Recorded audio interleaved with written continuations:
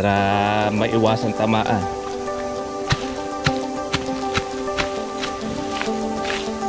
Pagka malinis na ilalim, madali nyo na pong sprayin po yung palibot. Bababaan nyo lang po yung pito para hindi po tamaan yung kalamansi.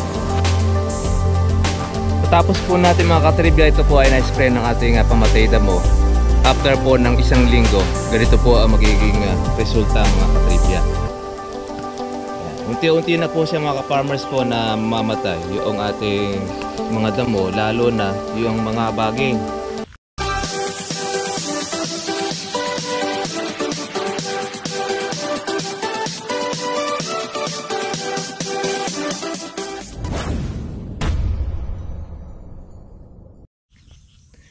Mabiyayang araw po sa inyo mga katribya. Kamusta lang po natin itong ating bagong tanim na kalamansi dito sa ating pinatay na matandang puno. Ayan, magaganda na po mga katribya. Mga ilang araw po ito. After po ng pagkatanim ay 15 days, lalagyan na po natin ito ng ating abono.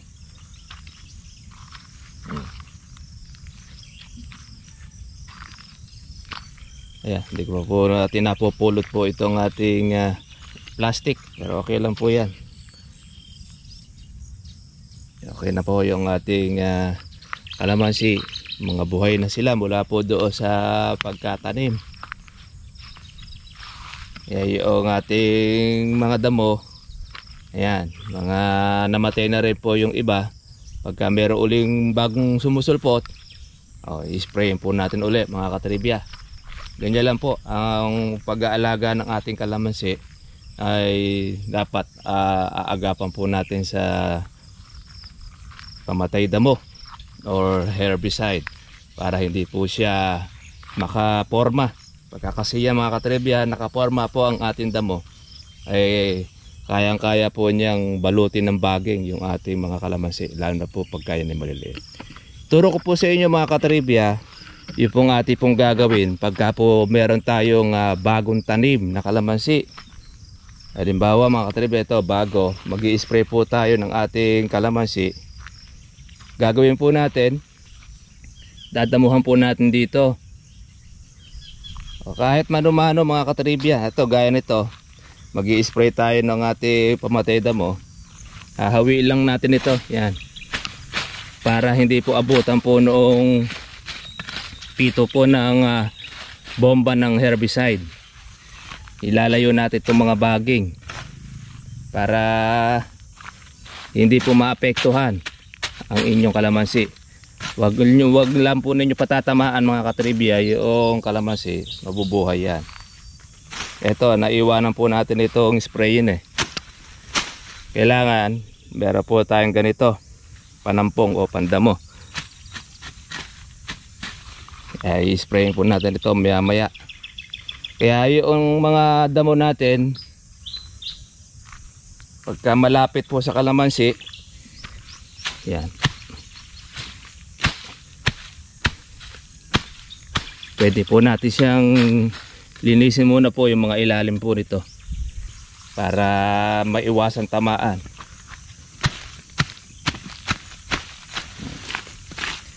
Pagka malinis na ilalim, madali nyo na pong sprayin po yung palibot para hindi po madisgrasya ang kalamansi ninyo.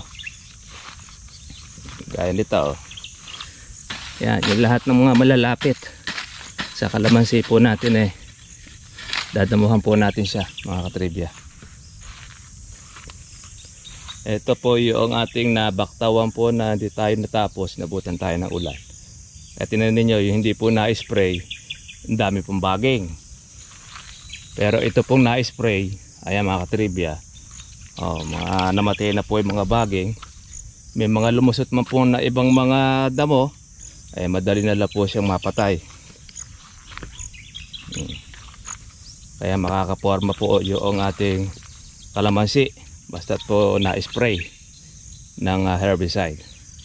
Pero kung hindi po natin ito in-spray mga katribya, ganoon na rin po kataas po yung mga baging. Kaya sprayin po natin mamaya yung ating mga damo para siya ay matepok. Ganyan lang po mga katribya. Pagka po tayo may bagong tanim na kalamansi, iingatan po natin na tamaan ng herbicide. Doon po sa mga kaibigan po natin na nagtatanong kung ano raw ba maganda, herbicide daw po ba o yung tinatawag nating grass cutter. Meron tayong katribya, puro grass cutter ang kanya ginagamit. Tumigas po yung kanyang lupa. Alam niyo mga katribya, ang grass cutter po, nakakatigas po yun ng lupa kasi di mo naman napapatay po yung damo. Kumbaga yung damo noong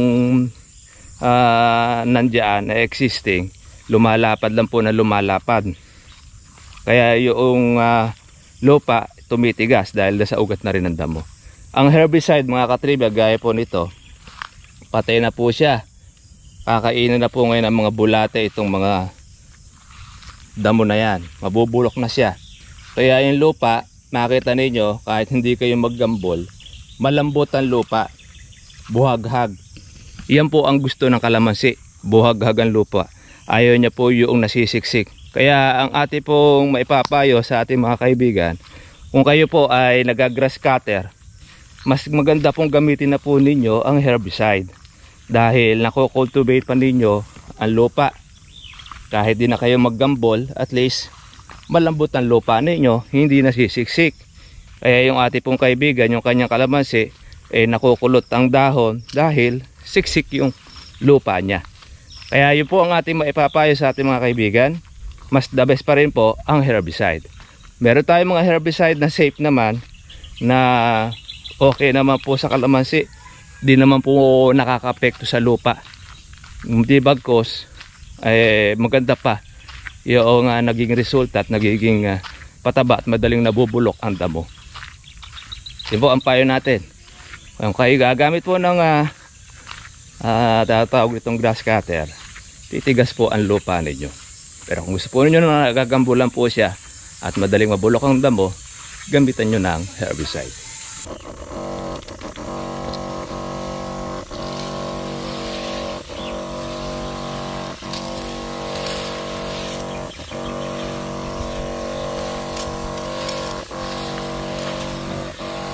Spray na tayo mga katribya uli para sa ating damo, para hindi na po siya makaporma. Yan, dami po mga baging ha? Yan yung kukulapol sa kalamansi, hindi mo inagapan.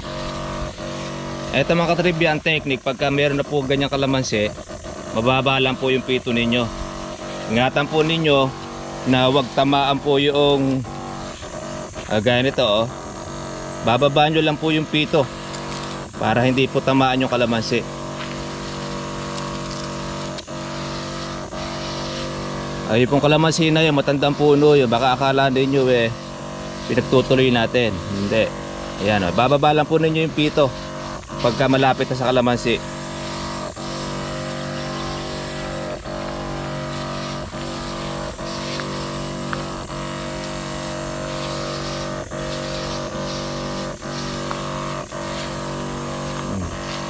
At mababa lang ang pito para hindi po tamaan. Kaya madali lang po pagka herbicide. Kaya doon po sa ating mga ka-farmers, kayo po ay mag-i-spray ng damo, maganda rin po yung chargeable. Ginhawa, may maintain nyo pa yung hangin. Ayan basta dito mababa lang. Huwag nyo itataas yung pito para hindi po tamaan yung inyong kalamansi. Kailangan permix na mababa yung inyong pito ng bomba. Para po sa mga katribya, kung ano po ba yung pito ng bomba, yun yung mga nasa dulo na yun, yung nasa dulo na tumutulo, yung tumitilamsik, yun ang pinakapito. Kaya yung mga first time lang po na magtatanim ng kalamansi, bawa gaya nyan. Kaya the best, bago nyo sprayin, alisin na po ninyo yung mga damo sa kalamansi sa ilalim. Ganyan, para hindi po siya tamaan. At mag-i-spray po kayo umaga, yung wala pong gaanong hangin na malalakas, kasi sa hapon malakas ang hangin, tapos umuulan pa, baka mamaya ay maulan yung inyong spray, sayang yung pagod nyo tsaka yung gamot. Ayan po yung mga tips na binibigay po sa inyo para do sa mga bago. Pero yung mga datihan na, yung mga veterano na sa pagkakalamansi, kabisado na po nila yan. Alam na po ng ating mga magkakalamansi kung ano yung kanilang gagawin pag i-spray. Ay naman po ng herbicide mga katripya, maginhawa sa trabaho. Hindi kagaya ng grass cutter. Magga-grass cutter ka isang linggo, pagka ilang linggo lang uli, isang linggo uli, makapal na uli yung damo. Yan o. Bababa lang natin yung ating pito rito para siya ay maingatan. Doon sa mga ka-farmers natin yung pong ating ini-spray na ito yung pong mga matatandang puno na. Yan. Para madali siya kagad mamatay at makaporma yung batang kalamansi dahil pampalit na talaga siya.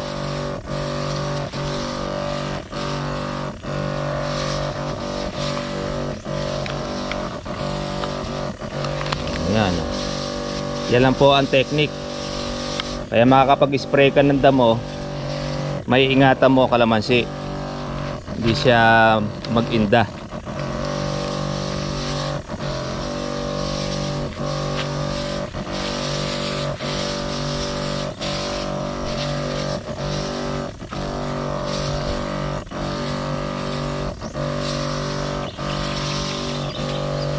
Madali lang naman po mamatay mga katribya itong baging Madali lang patay yan.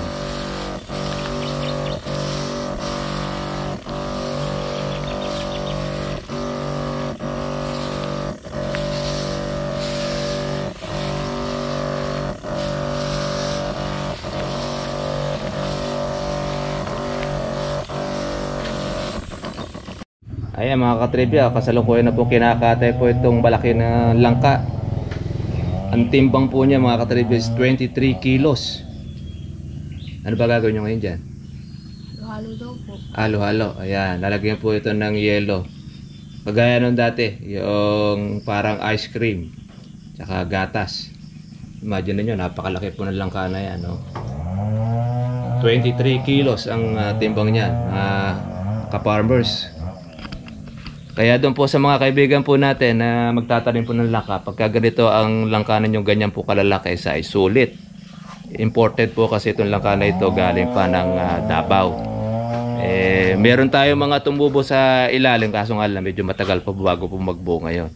Kaya kung kukuha po kayo ng ganito mga klase na punla, maghihintay po kayo ng kung ilang taon bago siya magbunga.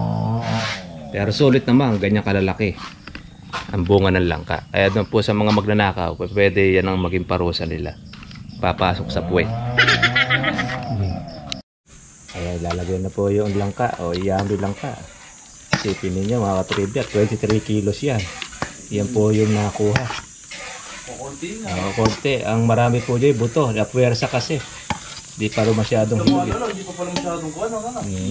Pero ang laki niya. Pero kung sila may buka naman yung kuha na. O gano'n na lang talaga. Pero kung lalaki ka lang. Yummy langka. Ice cream. Yung lamukot, yung nakaraan yung buka. Yung hamak mas malaki yan. Doon sa isa. Sabi mo sa mga nanay, magdala pa ng yellow tatlo. Gano'n kasarap yan. Pinangarap ng meron. Ayan, talagay na yung kuha. Hindi, Sago. marunong po si Mie.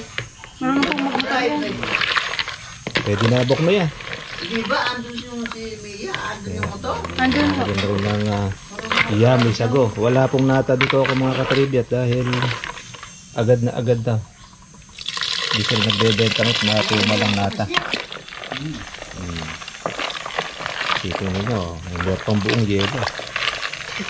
Padali mo din mo. Hindi, isang yun. Para matagal-tagal ang dami. Sarap yun. Tikman mo nga ito. Marami. Dineno. Matamis na din. Ano lasa? Tama ba? Matabang pa. Sukat. Lagyan pa ng konti asukal. Mga konti gatas pa. Hindi ko kasi gala sa ibang nilagyan ng kuwan. Yung kuwan? Yung langka. Yung in-ice cream ang langka. May tubig pa. Isang masarap po na ice cream. Masugid na taga Ayan, ito mga katribya na po. Itong ating halo-halo with langka. Wow, ito isang masarap. Yummy. Kuya, nasa may cellphone. Mamaya pa. Ito ang masarap. Si tata, sila nanay. Kain tayo mga katribya. Sarap, tasang-lasa yung langka. Para nababasa. Tsaka yung yelo. Tsaka yung lamig niya.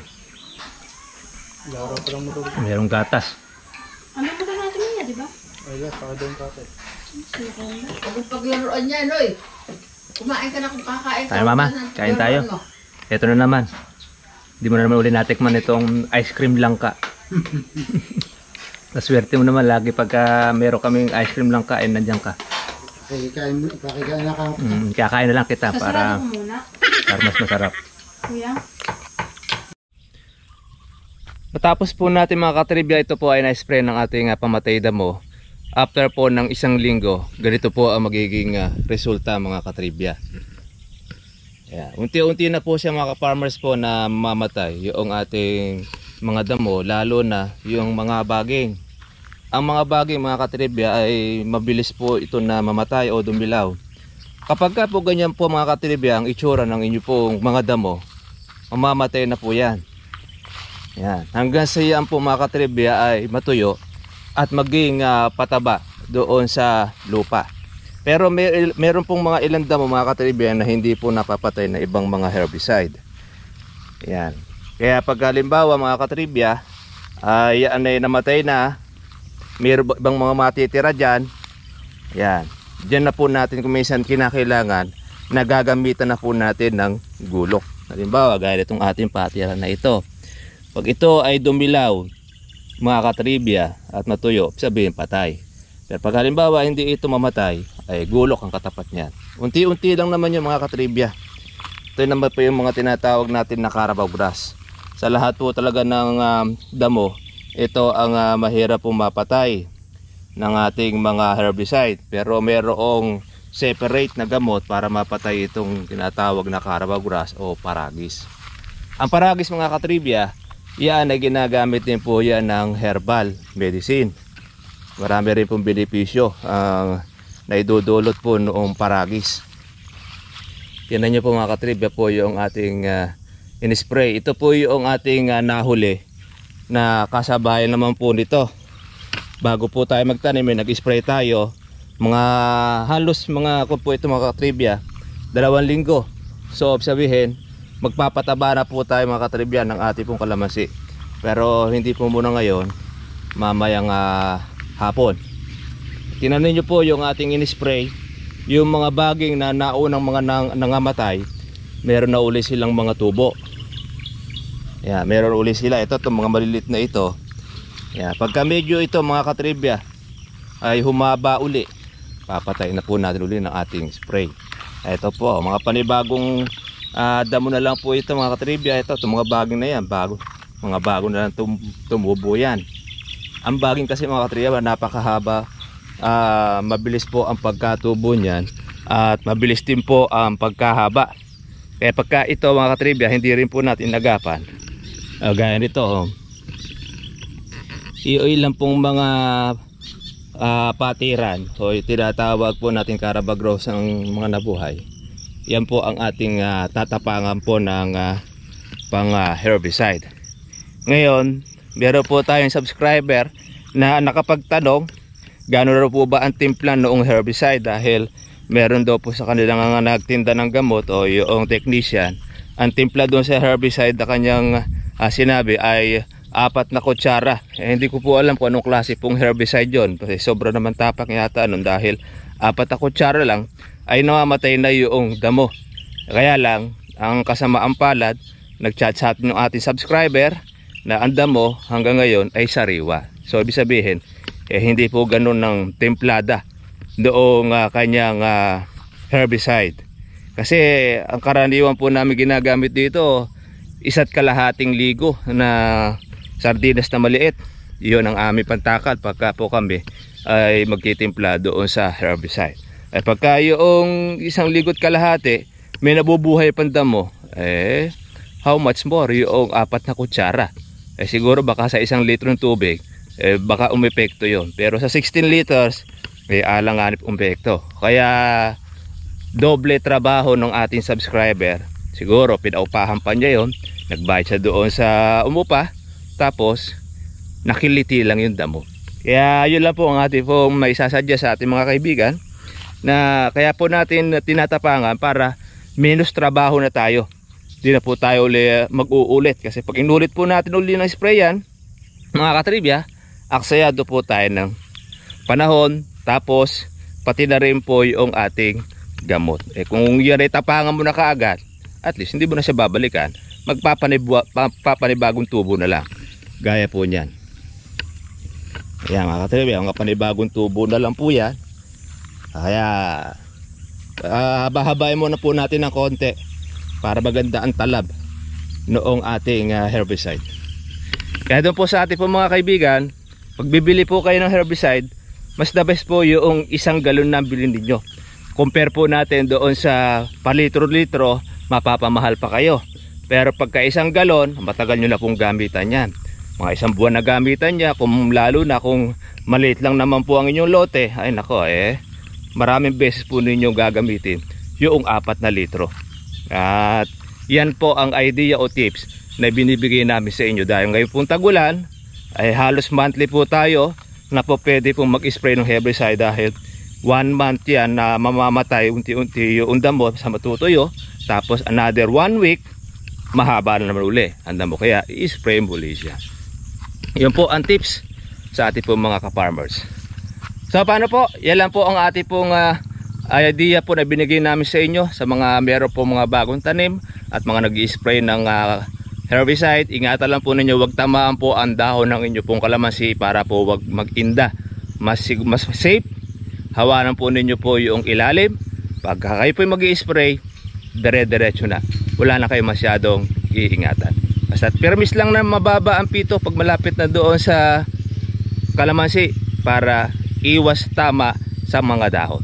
Gaya po ng dati, ako po si Kuya Berhel Bunag. Lagi po natin tatandaan, karunungan at ang kaalaman may katumbas sa kaimana. Pagka nagustuhan niyo yung video na ito, please paki-subscribe, paki-share, at kung meron kayong katanungan, ilagay nyo po sa ating comment section. God bless all. Maraming salamat po sa inyo. Bye bye. Kita-kita lang tayo bukas.